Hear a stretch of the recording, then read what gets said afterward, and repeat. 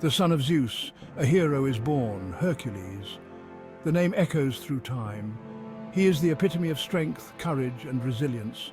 His story is a tapestry woven from godlike might and human vulnerability.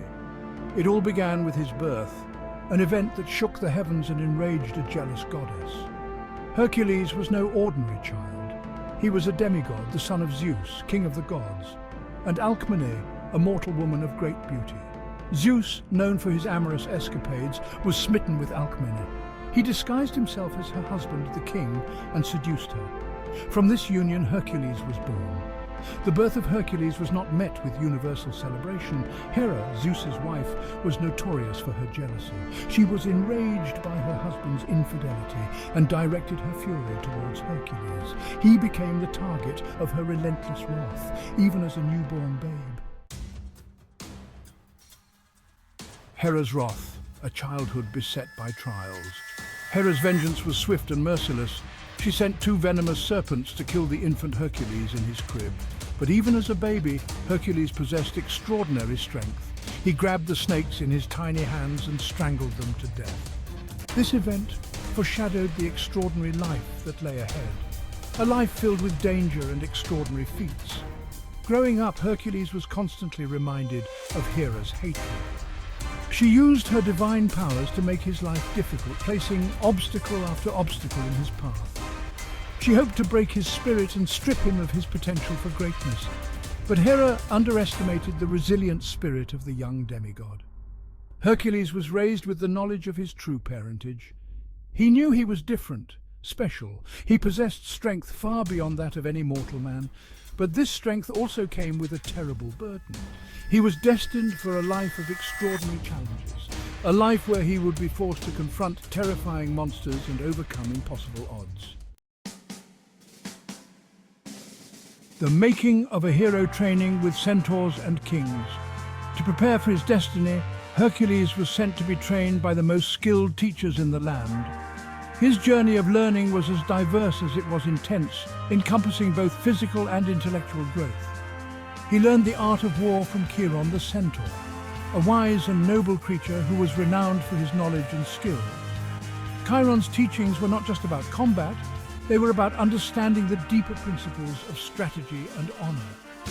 Chiron taught Hercules archery, wrestling and swordsmanship, honing his raw strength into a weapon of precision and grace. Under Chiron's guidance, Hercules learned to channel his immense power with discipline and finesse. Hercules also received instruction from other legendary figures. Each mentor brought a unique perspective and set of skills, contributing to Hercules' comprehensive education. He learned music and poetry from Linus, a renowned musician. Linus taught him the beauty of harmony and the power of words, enriching Hercules' soul and mind. And wrestling from Autolycus, a master thief who was said to be the son of Hermes, the messenger god. Autolycus' lessons were not just about physical strength, but also about agility, cunning, and the art of surprise. Each teacher imparted valuable skills and wisdom, shaping Hercules into a formidable warrior and a well-rounded individual.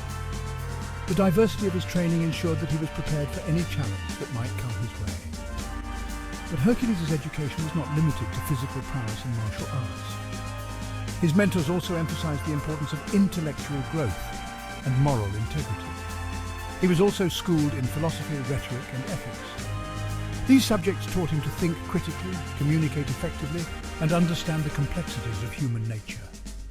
He learned the importance of justice, courage, and self-control, qualities that would prove essential in the trials that lay ahead. These virtues became the foundation of his character, guiding his actions and decisions. These lessons stayed with him, even when he faced the most daunting challenges. The wisdom and skills imparted by his mentors were evident in his demeanor and actions, helping him to overcome obstacles and achieve greatness. Section 4, Love and Loss, the Tragedy of Megara. As Hercules grew into manhood, he met and fell in love with a beautiful princess named Megara. She was not just a princess, but a woman of great wisdom and compassion, qualities that deeply resonated with Hercules.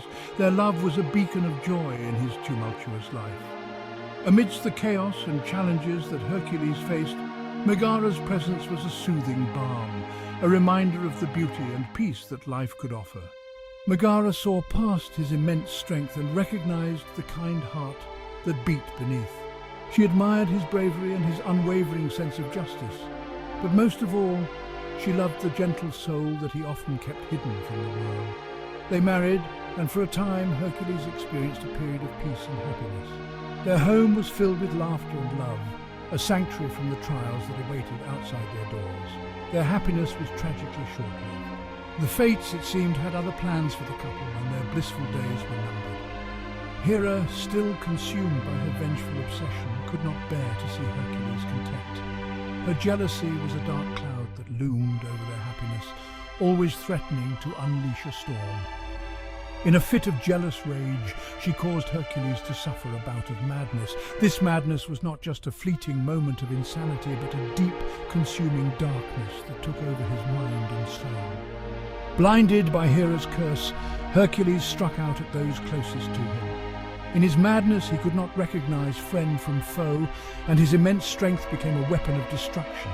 He killed his beloved Megara and their children, an act that filled him with unimaginable grief and guilt when the madness subsided.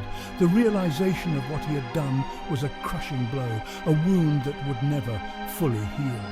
The weight of his actions crushed Hercules. He was a hero to many, but in his own eyes he had become a monster, unworthy of the love and admiration he once received. He was consumed by remorse and sought atonement for his terrible deeds. The path to redemption was not clear, but Hercules was determined to find a way to make amends. He consulted the Oracle of Delphi, hoping for guidance. The Oracle, known for her wisdom and connection to the divine, was his last hope for finding a way to atone for his sins. The Oracle instructed him to serve his cousin, King Eurystheus of Tiryns, for 12 years. This service would not be easy, but it was the only path to redemption that the gods would accept. Eurystheus, a petty and envious man, devised a series of seemingly impossible tasks for Hercules to complete, the 12 labours. These labours were not just physical challenges, but tests of Hercules' spirit and resolve, each one designed to push him to his limits and beyond. Section 5. The labours begin facing fearsome foes. The 12 labours were feats of extraordinary daring and strength, designed to test the limits of Hercules' abilities. These tasks were not just simple challenges, they were monumental undertakings that required every ounce of his strength, wit, and perseverance. Each labour pitted him against terrifying beasts and seemingly insurmountable challenges. These creatures were not ordinary foes. They were monstrous beings that struck fear into the hearts of even the bravest warriors.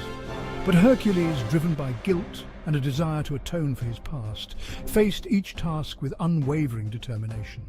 His past misdeeds haunted him, and he saw these labours as a path to redemption, a way to cleanse his soul and prove his worth. His first labour was to slay the Nemean lion, a creature with impenetrable hide. This lion terrorized the region, and no weapon could pierce its skin. Hercules had to rely on his sheer strength and ingenuity to strangle the beast with his bare hands. Next, he faced the multi-headed Lernaean Hydra, a serpent whose heads multiplied when severed. This labour required not just brute force, but also strategy, as Hercules had to figure out how to prevent the heads from regenerating. With the help of his nephew Iolaus, he cauterized the necks to stop the growth. He captured the Erymanthian boar, a beast of immense size and ferocity. This boar had been ravaging the countryside, and Hercules had to chase it through the snow-covered mountains before finally trapping it. With each labour, Hercules faced his fears and emerged victorious, proving his extraordinary courage and resourcefulness. These victories were not just physical triumphs. They were also moral and psychological victories, as he overcame his inner turmoil and doubts. His labours took him to the far corners of the earth, forcing him to confront not only monstrous creatures, but also his own inner demons. Each journey was a test of his endurance and willpower, pushing him to his limits and beyond. He cleaned the Augean stables, which had housed thousands of cattle and had not been cleaned in 30 years in a single day, by diverting 2 rivers to wash away the filth. This task showcased his cleverness and ability to think outside the box, turning an impossible task into a manageable one. He captured the Cyrenaean hind, a sacred deer with golden horns and bronze hooves, demonstrating his cunning and agility.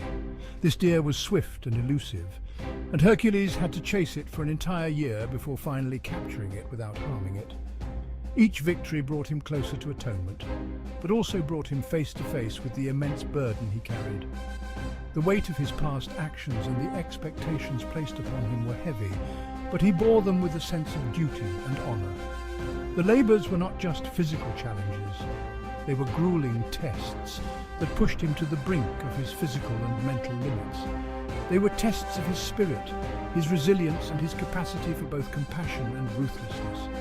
Through these labors, Hercules not only proved his strength, but also his ability to endure suffering, make sacrifices, and ultimately seek redemption for his past.